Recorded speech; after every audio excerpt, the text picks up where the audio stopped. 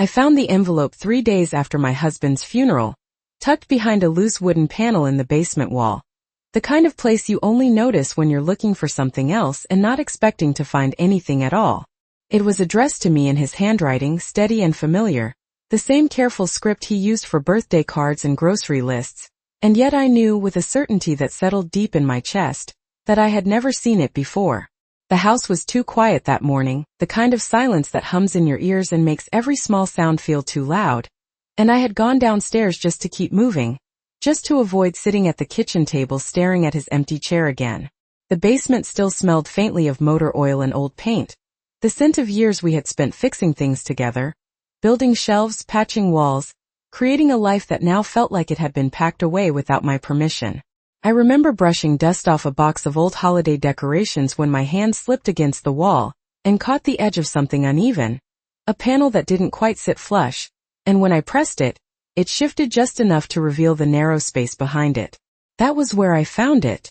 A plain envelope, yellowed at the edges, sealed but not hidden well enough to stay lost forever. My name was written across the front in blue ink. Margaret. No last name, no date, nothing else.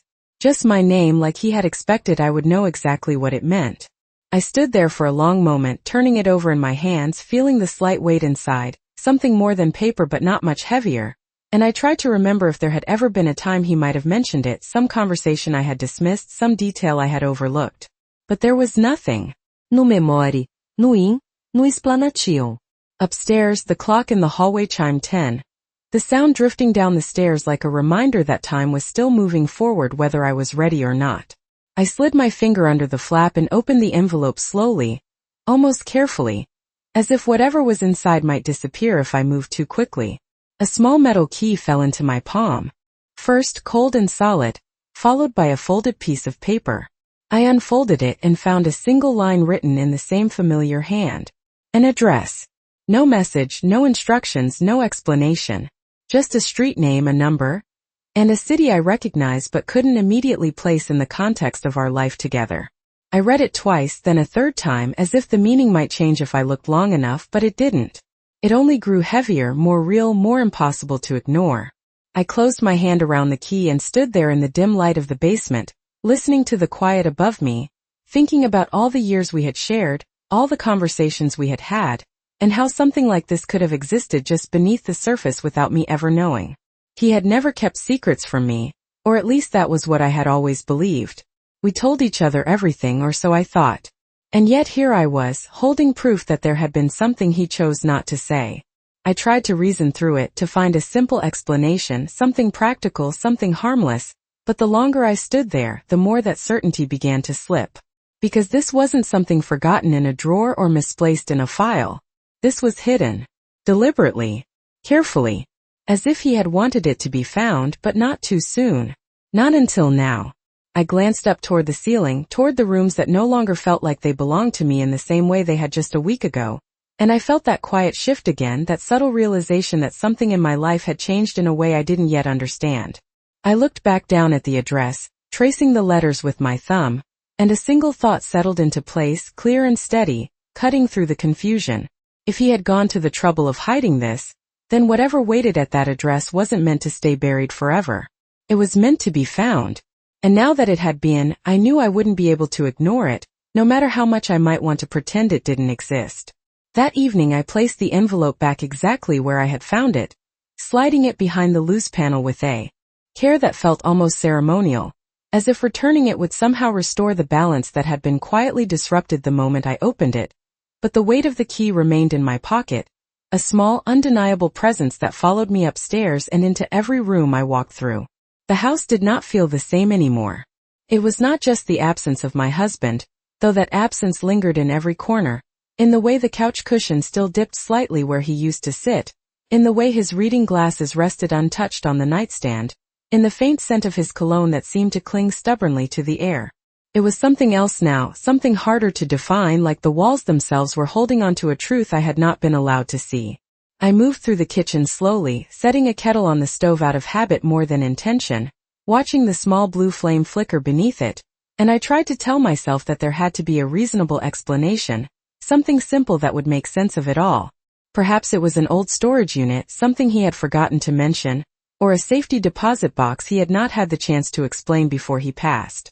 But even as I thought it, the explanation felt thin, stretched too far to hold its shape. He had been meticulous about details, careful about everything that involved our life together, and the idea that he would leave something like this unspoken did not sit right with me. I wrapped my hands around a mug of tea and stood by the window, looking out at the quiet street, where nothing had changed and yet everything felt different. It was then that I heard the front door open, followed by the familiar sound of heels against the hardwood floor. Sophia. She had started letting herself in without knocking after the funeral, as if the house had already begun to belong to her in a way it no longer did to me. I did not turn around immediately. I listened instead to the rhythm of her steps, to the way she paused briefly in the entryway, likely setting down her bag, before continuing into the living room. "Margaret," she called, her voice smooth and measured, carrying that same polite warmth she always used, the kind that never quite reached her eyes. "I brought over some documents we should go through." I took a slow breath before turning, forcing a small, polite smile that felt unfamiliar on my face. "That was not necessary," I said gently, though I already knew she would insist. She always did.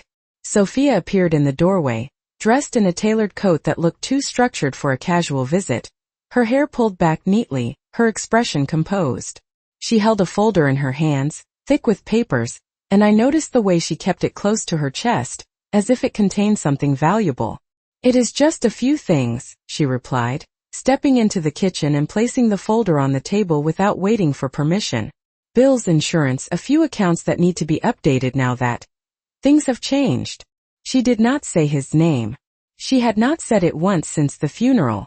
I nodded slowly and set my mug down, walking over to the table, my eyes drifting briefly to the folder before meeting hers again.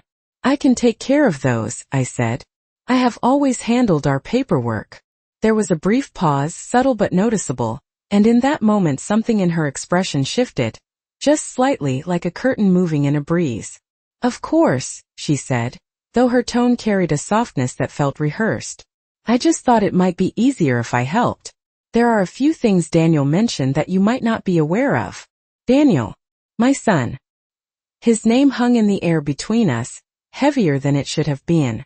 "What things?" I asked quietly. Sophia's fingers tapped lightly against the folder, once, twice, before she opened it and began flipping through the pages.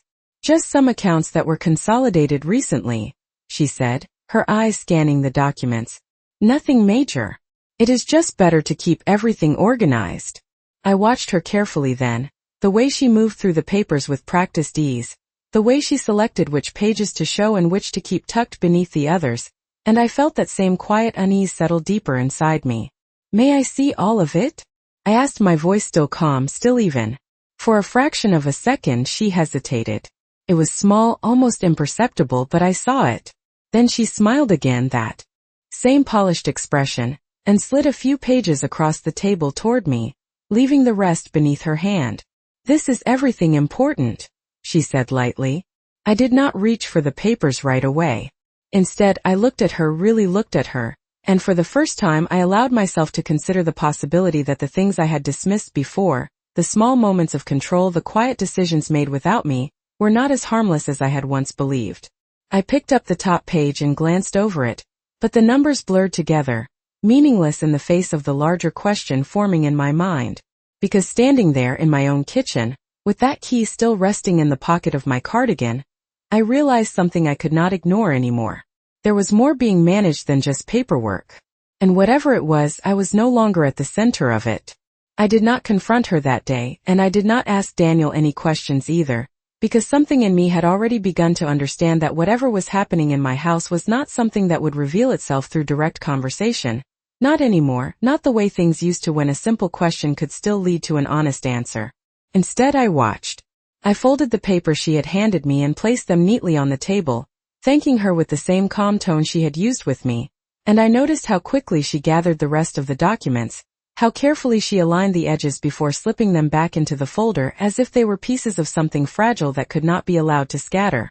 She stayed for another 20 minutes speaking about small practical matters, the kind that sound helpful on the surface but carry a quiet assumption underneath, An assumption that I would step aside, that I would let her take over, that I would not question the shift that was happening right in front of me. When she finally left, the house returned to its silence, but it no longer felt like the silence of grief alone. It felt layered now, like there were conversations still echoing in the walls, decisions made in rooms I had not been invited into. I stood in the kitchen for a while after the door closed, listening to the fading sound of her car pulling away, and then I walked slowly back to the table and picked up the papers she had given me. I read them carefully this time, line by line, not because I expected to understand everything immediately, but because I wanted to see what was there and, more importantly, what was not. There were account summaries, updated contact information, a few signatures that I recognized and a few that I did not, and as I turned each page I noticed the absence of something I could not quite name at first. It was not until I reached the last page that it became clear. Certain accounts were missing. Not mentioned. Not referenced. Accounts I knew existed because I had seen them for years, because my husband and I had reviewed them together at the end of every month, sitting side by side at this very table. I lowered the papers slowly and looked around the kitchen, letting my eyes rest on familiar objects, the coffee maker, the calendar on the wall, the chair where Daniel used to sit as a boy, swinging his legs while he told me about his day. It felt strange to realize that the life I had built here, the routines I had trusted, could be altered so quietly, without a single clear moment of change. I folded the papers again and set them aside, my hand drifting unconsciously to the pocket of my cardigan where the key still rested. I could feel its shape even through the fabric, a small solid reminder that there was something outside of this house, something separate from the version of reality being presented to me. That afternoon Daniel called. His voice was warm, familiar, but there was a distance in it that had not been there before, a carefulness that made every word sound slightly rehearsed. He asked how I was doing, if I had eaten, if I needed anything, and I answered him the way I always had, with reassurance, with the kind of calm that mothers learn to offer even when they are the ones in need of comfort. Then, almost casually, he mentioned that Sophia had stopped by, that she was helping organize things, that it would be easier this way, that I should not have to worry about the details. I listened without interrupting, letting him finish, letting the words settle. I have always managed the details, I said finally, my tone gentle, not confrontational. There was a pause on the line, brief but telling, and when he spoke again, his voice softened even more, as if he were trying to smooth something over that had not yet been openly acknowledged. I know, Mom, he said. It is just temporary. We just want to make sure everything is handled. Handled. The word lingered after the call ended, echoing in my mind as I stood alone in the kitchen once more. I walked to the window and looked out at the street again, at the same quiet scene that had not changed, and I realized that whatever was happening was not accidental. It was not confusion or oversight. It was deliberate, quiet, controlled, and carefully managed. And for the first time since I found the envelope, I understood that the address written on that folded piece of paper was not just a mystery left behind by my husband. It was a way out of the version of the story that was being written without me. I slipped my hand into my pocket and wrapped my fingers around the key, holding it firmly this time, no longer as a question, but as a decision I had not yet spoken aloud. The next morning I woke up earlier than usual, not because I had slept well, but because my mind had refused to settle, circling the same quiet realization over and over again until rest became impossible, and as I lay there staring at the ceiling, I could feel the shape of the decision forming before I had fully admitted it to myself. I did not rush. That was something I had learned over the years, that the most important choices are rarely the ones made in a moment of urgency, but rather the ones that settle into place slowly, with a kind of calm certainty that does not need to announce itself. I got out of bed, dressed in the same measured way I always had, choosing a simple coat, comfortable shoes, nothing that would draw attention, nothing that would suggest this day was different from any other, even though I knew it was.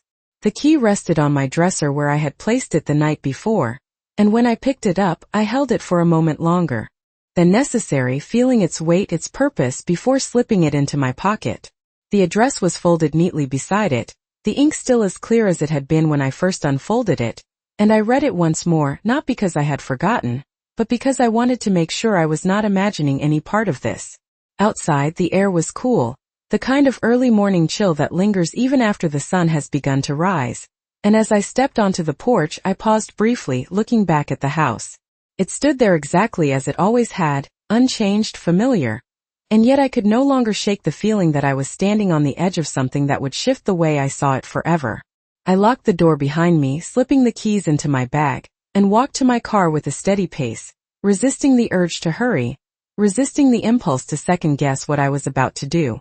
The drive was longer than I expected, taking me through parts of the city I had not visited in years, past neighborhoods that felt both familiar and distant at the same time, and with each mile the quiet tension inside me grew, not sharp or overwhelming, but present, like a low hum beneath everything else.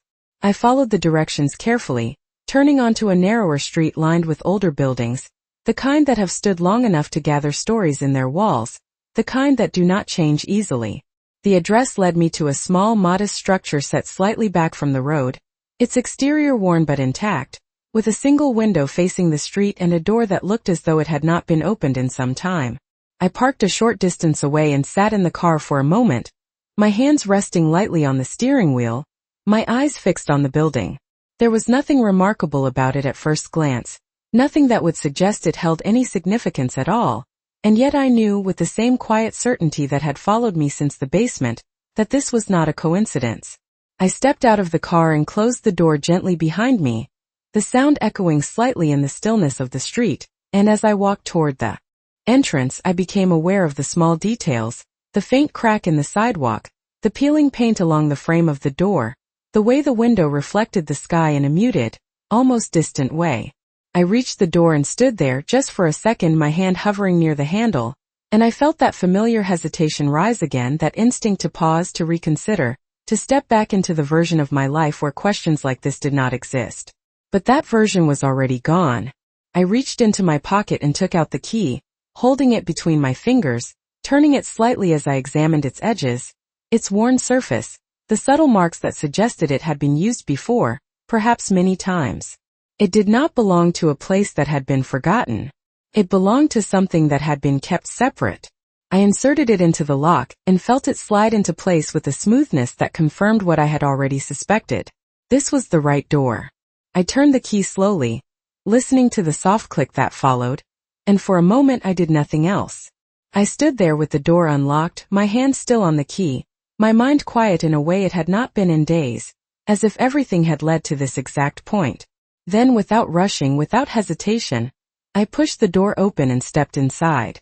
The air inside was still, carrying that distinct scent of a place that had been closed for a long time, not abandoned but untouched, as if it had been waiting quietly for someone to return, and for a moment I simply stood there, allowing my eyes to adjust to the dim light filtering through the single window.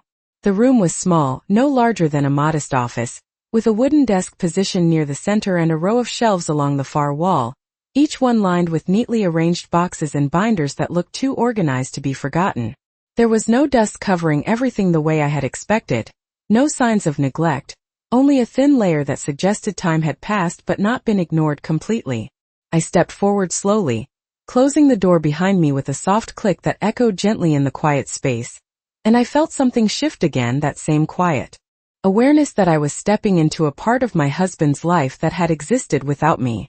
My hand moved to the edge of the desk, brushing lightly against its surface, and I noticed the faint impressions left behind, marks that suggested it had been used regularly at some point, not long ago, not as distant as I had first imagined. On the desk sat a single box, placed carefully in the center, as if it had been left there intentionally, and beside it, a small envelope, identical to the one I had found in the basement, except this one was not hidden. It was waiting.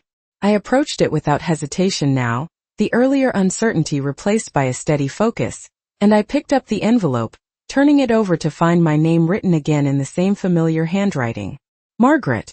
Just my name. I opened it, my movements calm, deliberate, and inside was a folded letter, thicker than the first, the paper crisp despite its age. I unfolded it and began to read, my eyes moving slowly across the lines, absorbing each word as if they carried more weight than they appeared to. He had written about preparation, about things he could not fully explain at the time, about wanting to make sure that I would be protected no matter what happened, and as I read, I felt that quiet certainty deepen into something clearer, something more defined. This was not something he had forgotten to tell me. This was something he had chosen to reveal only when the time was right. I lowered the letter slightly, my gaze drifting to the box on the desk, and I reached for it, lifting the lid to reveal a collection of documents, each one carefully arranged, labeled, and preserved. Deeds, account statements, legal papers, all bearing names I recognized, assets I knew existed but had not seen referenced in the document Sophia had shown me. My fingers moved through them slowly, one page at a time, and with each piece the pattern became clearer. These were not small details overlooked by mistake. These were entire portions of our life that had been set aside, secured, and hidden from view. I picked up one document in particular, a property deed with my name clearly printed as the sole owner, the address matching the one I had used to find this place, and I felt a quiet realization settle into place, steady and undeniable. This building was mine. It had been mine and I had never known. I set the document back down carefully, my hand steady despite the shift happening inside me, and I looked around the room again, seeing it differently now, not as an unfamiliar space, but as something that had been prepared for me long before I realized I would need it. The silence here was not empty. It was deliberate. It held purpose. I picked up the letter again and read the final lines more slowly this time, letting them settle, letting them take shape in my mind, and when I finished I folded it carefully and placed it back in the envelope. Then I stood there for a moment, holding that envelope in my hands, and I understood something with a clarity that left no room for doubt. Whatever had been happening in my house, whatever had been managed and controlled without my knowledge, it had not gone unnoticed by him. He had seen it. He had prepared for it. And now, standing in this quiet room filled with the truth he had left behind, I realized that I was no longer as unaware as they believed me to be. I did not take everything with me when I left that room, not because I did not understand its value, but because I understood something more important, that knowledge once seen could not be unseen, and I did not need to carry every document in my hands to carry the truth with me. I selected only a few pages, the ones that spoke clearly, the ones that could not be dismissed or explained away, and I folded them carefully, placing them inside my bag alongside the letter and the key, keeping the rest exactly as they were, untouched, as if preserving the integrity of what he had left behind mattered just as much as discovering it. Before I closed the box, I paused, my hand resting lightly on its edge, and I allowed myself a single quiet moment to acknowledge what I was feeling, not the shock that might have come days earlier, not the confusion that had followed, but something steadier, something colder, a clarity that did not require urgency or reaction. He had known. Not in a vague or uncertain way but in a precise, deliberate way that had led him to prepare this space, to separate what was mine from what could be taken, to ensure that when the time came, I would not be left without ground to stand on. I closed the box gently and stepped back, my eyes moving across the room one last time, taking in the shelves, the order, the quiet intention behind every detail, and then I turned and walked to the door, locking it behind me with the same key that had brought me there, slipping it back into my pocket where it felt different now, no longer just a question, but an answer I had yet to fully use. The drive back felt shorter, though the roads were the same, and as I pulled into my driveway, I noticed immediately that another car was already there, parked slightly off to the side, a detail that would have once felt ordinary but now carried weight. I turned off the engine and sat for a moment, watching the house, observing the stillness of it, and then I stepped out and walked toward the front door with the same measured pace I had carried all day. When I opened it, I could hear voices from the living room, low but distinct, and as I stepped inside, they stopped almost immediately. Sophia and Daniel were sitting together on the couch, papers spread out on the coffee table between them, their expressions shifting quickly as they looked up at me, surprise flickering across their faces before settling into something more controlled.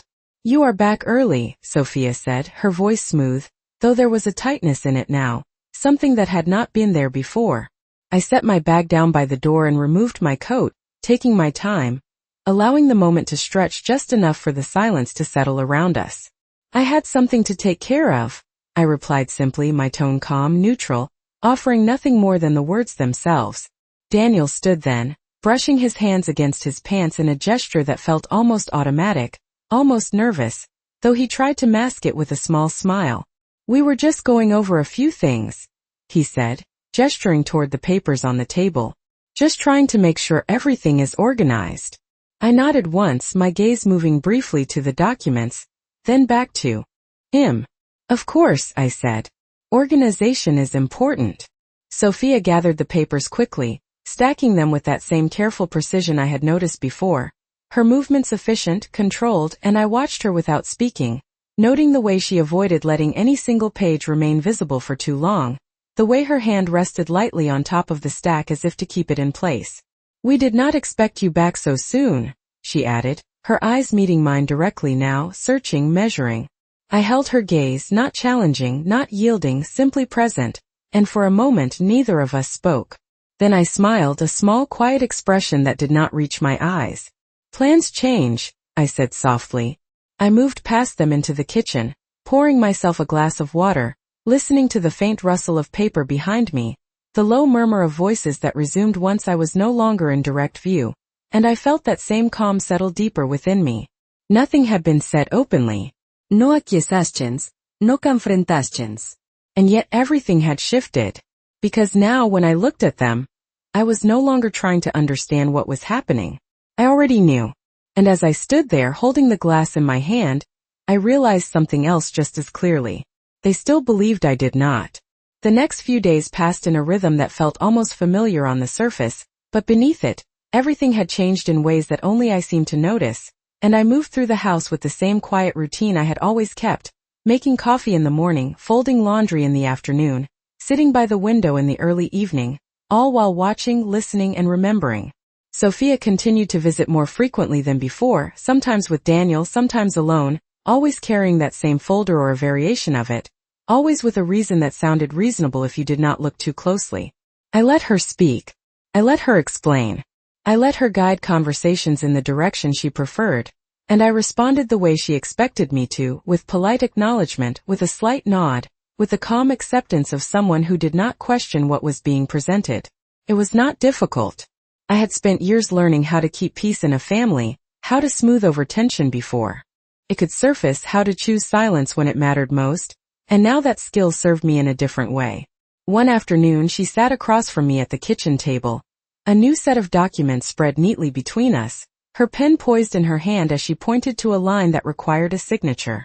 "This will simplify things moving forward," she said, her tone even reassuring, as if she were offering me a favor rather than asking for something in return. I glanced down at the paper, reading slowly, not because I needed time to understand, but because I wanted her to believe I did. It was a transfer of authority, limited on the surface, temporary in language, but broad enough to give her access to decisions that had once been mine alone. I lifted my eyes to meet hers, holding her gaze for just a moment longer than expected, and then I gave a small, thoughtful nod. "I will need some time to review this," I said, my voice gentle but firm.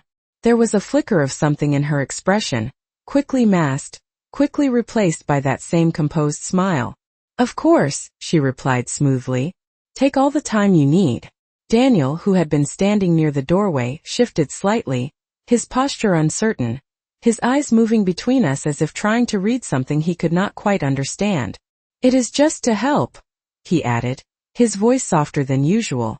"So you do not have to worry about everything." I turned to him then, offering the same calm smile I had given his wife. "I appreciate that," I said. And I meant it, in a way that did not contradict what I already knew. Because their intentions, whatever they believed them to be, no longer defined the reality I was living in. That evening, after they left, I took the documents with me to the bedroom and placed them on the dresser beside the letter I had brought back from the office. I did not open them again. I did not need to. Instead, I opened my bag and removed the few papers I had taken, laying them out carefully, aligning the edges the way I had seen Sophia do so many times, and I studied them once more, not searching for new information but reinforcing what I already understood. The contrast was clear. What was being shown to me and what had been hidden from me did not align, and that misalignment was no longer something I questioned. It was something I accepted. I folded the papers again and placed them back into my bag, then reached for the letter, unfolding it slowly, reading a single line that had stayed with me since the moment I first saw it, a line that spoke of timing, of patience, of knowing when to act and when to remain still. I stood there for a while, holding that thought, letting it settle into something steady and unshakable, and then I placed the letter back where it belonged and turned off the light. The house was quiet again, but it no longer felt empty. It felt watchful, as if it too was waiting. And as I lay in bed that night, staring into the darkness, I understood something with a clarity that left no room for hesitation. I did not need to rush. I did not need to confront. Everything that needed to be revealed would reveal itself in time. And when it did, I would be ready. The following morning, I did something I had not done in years, not because I had forgotten how, but because I had never needed to, and that was to step outside of the rhythm of my own home without announcing it to anyone. I left early, before the phone could ring, before any messages could arrive, before Sophia could decide that there was another document I needed to review or another decision I should not make alone, and I drove back to the office, not with urgency but with purpose. The street looked the same as it had the day before, quiet, unchanged, almost indifferent to the significance it now held for me, and when I unlocked the door and stepped inside, the stillness greeted me like something familiar, something that belonged to me in a way the house no longer fully did. I closed the door behind me and moved directly to the desk, not hesitating this time, not pausing to question whether I should be there, because I already knew the answer. I sat down slowly, placing my bag beside me, and began to go through the documents again, not just reading them but organizing them, separating what I would need from what could remain, creating a structure that made sense not only on paper but in reality. Each file, each page, each signature told a part of the story, and as I arranged them in front of me, I could see the pattern more clearly than before. This was not a sudden change. It had been building for some time, small adjustments made quietly, decisions introduced gradually, authority shifted piece by piece until it no longer appeared as a shift at all. I found records of accounts that had been redirected, permissions that had been updated, and timelines that aligned too closely with moments I could now recall with a different understanding, conversations that had seemed harmless then but now revealed themselves as steps in something far more deliberate. I paused when I came across a set of documents that bore Daniel's signature, his name written in a way that was unmistakably his, and I studied them carefully, not with anger, not with disappointment, but with a kind of measured attention that allowed me to see what was there without adding anything that was not. The decisions were framed as practical, as helpful, as necessary for efficiency, and I could almost hear the conversations that had led to them, the explanations that would have been given, the reassurances that would have made them seem reasonable. I placed those pages aside, not discarding them but setting them in a separate stack, one that required a different kind of understanding. Then I continued. By the time I finished, the desk in front of me was no longer just a surface holding papers. It was a map, a clear, structured representation of what had been hidden, what had been altered, and what remained untouched. I leaned back slightly in the chair, allowing myself a moment to take it all in, and I realized that the uncertainty that had followed me since the basement was gone. In its place was something quieter, something steadier, a certainty that did not need to be spoken aloud to exist. I gathered the documents I had arranged, placing them into my bag with care, making sure that each one remained in order, that nothing was misplaced, that everything I would need was exactly where it should be. Then I stood, smoothing my coat, and took one last look around the room. It no longer felt like a hidden place. It felt like a foundation. When I returned home, the house was empty, the silence settling around me as I stepped inside, and for the first time since all of this began, I did not feel as though I was walking into something that had been taken from me. I moved through the rooms with a quiet confidence, placing my bag on the table, setting the documents down with a precision that mirrored the order I had created earlier, and I allowed myself a small, almost imperceptible smile. Because now, when I looked at the space around me, I did not see what was being managed without me. I saw what had been secured for me. And as I stood there, in the same kitchen where so many decisions had been quietly made, I understood that the balance had already begun to shift, even if no one else had noticed it yet. They came the next afternoon without calling first, which no longer surprised me, and I heard the familiar sound of Sophia's heels before I saw her, followed by the softer, more hesitant steps of Daniel behind her, and for a moment I remained where I was, standing at the kitchen counter with my hands resting lightly against the surface, allowing them to enter the space as they had grown accustomed to doing. "Margaret," Sophia said, her voice carrying that same measured warmth, though there was an edge beneath it now, something sharper, something more focused, as if she had already decided how this visit would unfold. I turned slowly, meeting her gaze with a calm expression that revealed nothing, and I noticed immediately how her eyes moved across the room, taking in the table, the arrangement of the chairs, the absence of any visible documents, searching for something she could not quite find. Daniel lingered a step behind her, his posture uncertain, his hands shifting slightly as if he did not know where to place them, and I watched him briefly before returning my attention to her. "You are here early," I said gently, the words simple, neutral, offering no resistance and no invitation. Sophia stepped further into the room, placing her bag on the table with a quiet confidence that seemed almost rehearsed. "We thought it would be a good time to finalize a few things," she replied, reaching into the bag and pulling out a new set of papers thicker than the ones she had brought before, more structured, more complete. "There are some updates that need your signature." I nodded once, moving toward the table, my pace unhurried, my attention steady, and I took a seat across from her, folding my hands neatly in front of me as I had done so many times before. She laid the documents out carefully, aligning each page with precision, and then she slid the top sheet toward me, her pen following a moment later. "This will make everything much simpler moving forward," she said, her tone calm, assured, as if the outcome had already been decided. I looked down at the page, scanning it slowly, not because I needed time, but because I understood the importance of appearing to need it, and as I read, the language confirmed what I had already seen elsewhere: the consolidation of authority, the transfer of control, the quiet removal of my role in decisions that had once belonged to me. I lifted my eyes to meet hers, holding her gaze without tension, without challenge, simply present, and for a brief moment, the room felt very still. "You have done a great deal of work," I said softly. She smiled at that, a small, controlled expression that suggested satisfaction more than gratitude. "I just want to help," she replied. I let the silence stretch for a second longer, then I reached for my bag, opening it with a steady hand, and I saw the flicker in her expression before she could hide it, the brief tightening of her posture, the shift in her focus. I removed a single document and placed it on the table between us, not pushing it forward, not presenting it with emphasis, simply setting it there as if it had always belonged in this moment. Her eyes dropped to it immediately. Daniel leaned slightly closer, his brow furrowing as he tried to read it from where he stood. "What is this?" Sophia asked, her voice still even, but no longer as certain as it had been. "Something I found," I replied, my tone unchanged, my hands resting calmly on the table.